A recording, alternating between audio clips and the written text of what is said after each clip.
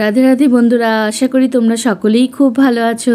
আমি আর আমার গোপু সোনা, আমার পরিবারের সকলেই খুব ভালো আছে। তো সকাল সকাল আমার গোপু সোনাকে দর্শন করে তোমাদেরও দিন ভালো করে নাও।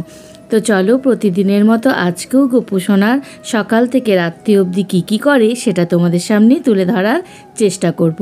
তো গোপু সোনাকে সুন্দর করে জাগিয়ে একটু জল খাইয়ে সম্পূর্ণ রেডি করে দেবো। তো চলো, প্রতিদিন যেমন তোমাদের কিছু না কিছু কথা আমি শোনাই, আজও একটা কথা প্রশ্নের উত্তর শোনাবো, যেটা শুনে তোমাদের খুব ভালো লাগবে বা খারাপও লাগতে পারে, ভালোও লাগতে পারে, যেটাই লাগবে সেটাই তোমরা অবশ্যই কমেন্ট করে জানিও। আমার যেটা অভিমত সেটাই তোমাদের কাছে আমি আজ তুলে ধরার চেষ্টা করলাম। তো কথায় আছে, মানুষ হচ্ছে সর্বভুক। তো কেন এই কথাটা বললাম বলো তো? অনেকের মনে প্রশ্ন আছে যে আমরা নিরামিষ কেন খাবো। তো তার জন্যেই বললাম যে কথাই আছে মানুষ হচ্ছে সর্বভুক। তাহলে এই নিরামিষ আমিষের এত ঝামেলা কেন? আমরা নিরামিষ খাবো কেন? এই নিয়ে অনেকেই অনেক কথা বলেন।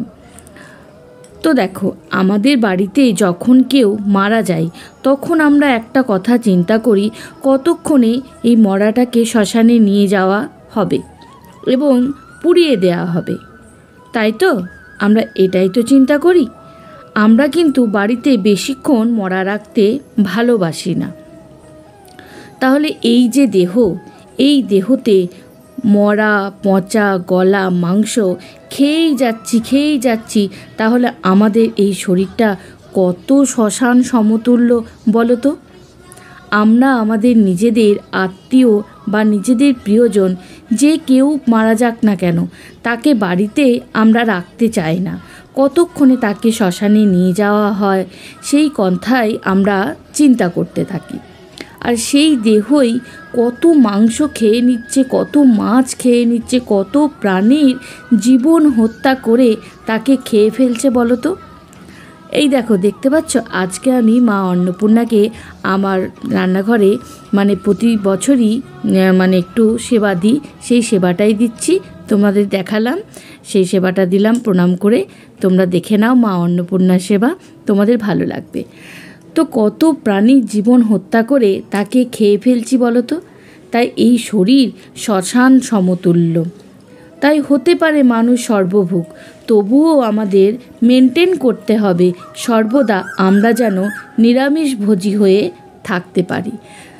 আর এই দেখো, আমার জপের ব্যাগ দেখালাম তোমাদের। আর মার্কেটে গিয়েছিলাম আবারও গোপু সোনার জন্য কিছু কেনাকাটা করতে।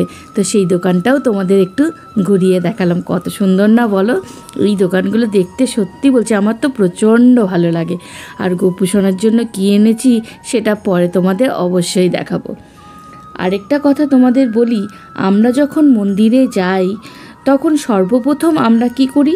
ভগবানের চরণে বলো বা ভগবানের মুখের দিকে বলো তাকায় প্রণাম করি, তার কাছ থেকে ভগবানের কাছ থেকে কৃপা লাভ করার চেষ্টা করি।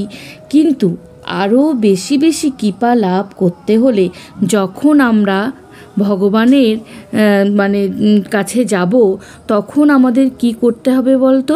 যখন আমরা ভগবানের কাছে যাব, তারপর যখন ফিরে আসব, তখন সেই সময়টা আমরা ওই যে ভক্তদের চরণধুলি ভগবানের দরজায় থাকে, সেই চরণধুলি আমরা আমাদের মাথায় নেব।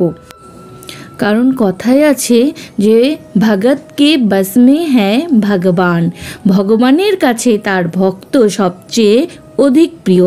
তাই আমরা যদি ভক্ত চরণধুলি নিজেদের মাথায় নিতে পারি তাহলে ভগবান সবচেয়ে বেশি খুশি হয়ে যান। আর দেখতে দেখতে প্রতিদিনের মতো আমি চলে এসেছি হরে কৃষ্ণ মহামন্ত্র লেখন লিখতে আর পবিত্র গীতা লেখন লিখতে। তো আজকে গীতায় যেটা লিখেছি সেটা তোমাদের সামনে শেয়ার করছি, চলো। তো ভগবদ্গীতায় লেখা আছে, যিনি শ্রদ্ধা সহকারে ভগবত চিত্তে আমার ভজনা করেন তিনি সবচেয়ে অন্তরঙ্গভাবে আমার সঙ্গে যুক্ত এবং তিনি সমস্ত যোগীদের মধ্যে শ্রেষ্ঠ, সেটি আমার অভিমত। এরপর নেক্সট আরও তোমাদের লিখে শোনাবো। দেখতে দেখতে আমার গোপু সোনার শয়ন দেওয়া হয়ে গেছে। তো দেখা হচ্ছে নেক্সট ভিডিওতে। রাধে রাধে বন্ধুরা।